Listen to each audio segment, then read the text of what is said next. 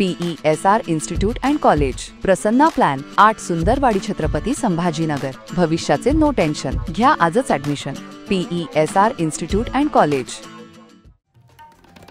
सत्तेत असताना सुद्धा शेतकऱ्यांच्या प्रश्नाबाबत अगदी ताकदीने लढणारे माजी आमदार बच्चू कडू यांनी नुकतेच नागपूर येथे केलेल्या महाएल्गार आंदोलनातून शेतकरी, मेंढपाळ, दिव्यांग बांधव यांचे प्रश्न शासन दरबारी मांडून अनेक प्रश्नांची यशस्वीपणे सोडवणूक देखील केली आहे। शेतकऱ्यांच्या कर्जमाफी मुद्द्यावर मुंबई येथे शिष्टमंडळासह चर्चा करण्याकरता गेल्यानंतर बच्चू कडू यांनी केलेल्या आंदोलनावर विरोधक चांगलेच तोडसूक घेत असल्याचं दिसत आहे। या सर्व विरोधकांना माजी आमदार बच्चू कडू यांनी रोखठोक उत्तर देऊन सदैव शेतकऱ्यांच्या पाठीशी राहणार असल्याचं आपल्या प्रतिक्रियेतून सांगितलं। नाही, आतापर्यंत काय झालं का सगळ्या कर्जमाफ्या थकीतदारांच्या झाल्या, रनिंगवाल्याच्या झाल्या का?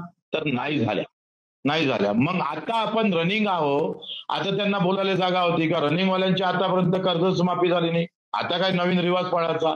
उद्या ना 31 तारखेला 2 गोष्टी आपण 31 मार्चच्या आत करू आणि त्याच्यासाठी प्राणही दिवस चालायला वेळ आला तर पहिली गोष्ट, थकीत कर्जदाराला कर्ज भेटलं पाहिजे। थकीत कर्जदाराला कर्ज भेटलं पाहिजे, जुन्या आणि नवीन थकीत कर्जदाराला नवीन कर्ज भेटलं पाहिजे, असा आदेश काढणं फार महत्वाचं आहे। बच्चू कडू ज्या दिवशी शेतकऱ्याच्या अशा गोष्टीवर मॅनेज होईल त्या दिवशी बच्चू कडू जिवंत राहणार नाही, मरून जाईल। माझ्या माय शेती आंदोलनात होती, माझा भाऊ मोठा बंधू BSc झाल्यानंतर शरद जोशी सोबत जिल्हा प्रमुख म्हणून काम केलं। आम्ही अशी औलाद नाही आणि असं बोलून अशा प्रकारचा काही IT सेल काही पक्षाचे व्यवस्थित कामाला लागलं।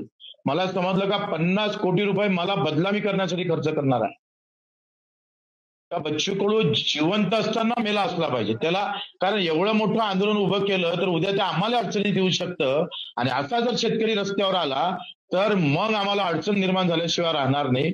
त्याच्यानं आता आमची अशा प्रकारची खरी कसरत आहे। काहीही झालं तरी शेतकरी, दिव्यांग बांधव, मेंढपाळ यांच्या समस्या घेऊन लढत राहणार असल्याचं माजी आमदार बच्चू कडू यांनी ठामपणे सांगितलं। शेतकऱ्यांना कर्जमाफी मिळेपर्यंत स्वस्त बसणार नसल्याचं देखील बच्चू कडू यांनी आपल्या प्रतिक्रियेतून सांगितलं। आंदोलनाप्रती उलटसुलट चर्चा करून एकजूट झालेल्या शेतकऱ्यांना फोडण्याचा विरोधकांनी कितीही प्रयत्न केला तरी शेतकरी आपल्या हक्क मागणीसाठी बच्चू कडू यांच्या पाठीशी खंबीरपणे उभे असल्याचं दिसतंय।